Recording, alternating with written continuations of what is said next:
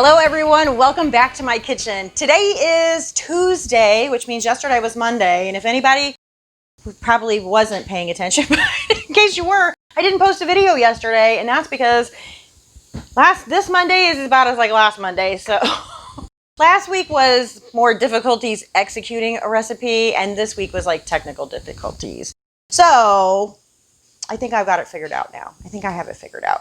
So anyway, I'm going to make up for it today with a little tip that I have for you guys. I'm going to show you a quicker, easier, leaner way to cook ground beef, and it's also less cleanup. But before I get started, if this is your first time here, my name is Sherry, and I love food and fun. So if you love food and fun, hit the subscribe button as well as the notification bell, and check the description below. You'll find some details on how subscribing helps to feed the hungry.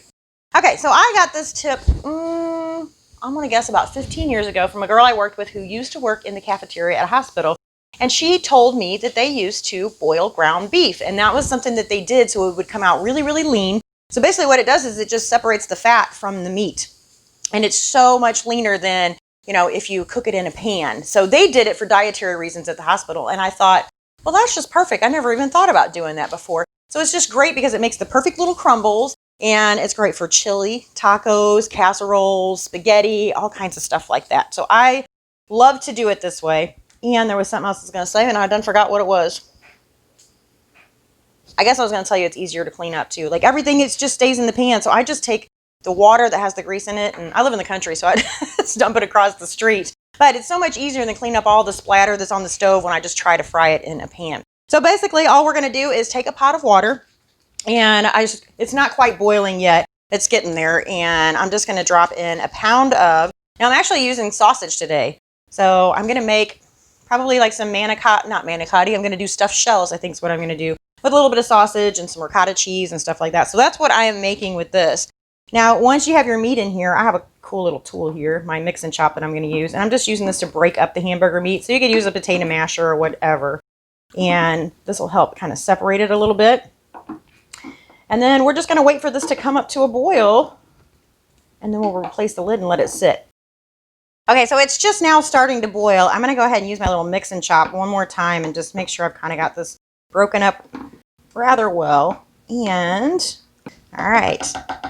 So I'm going to turn off the heat. We're going to put the lid on, and we're going to let this finish cooking. And it really shouldn't take, in total, it really shouldn't take more than 15 minutes. It's already partially cooked, so I'm going to give it probably another 5 minutes and it should be done. All right, I think our meat should be done. So one last time, I'm just going to run this through here. Make sure we don't have any big clumps in there. I'm going to toss this in the sink. Push this aside really carefully. And then I have just got a strainer here that I'm going to use to separate the liquid from the meat. Oh, I just realized you guys probably can't see what I'm doing.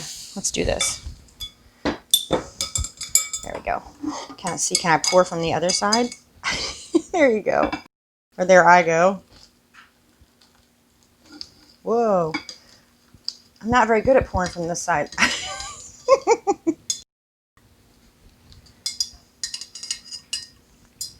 And there you go. There I go. Okay. But look at that though.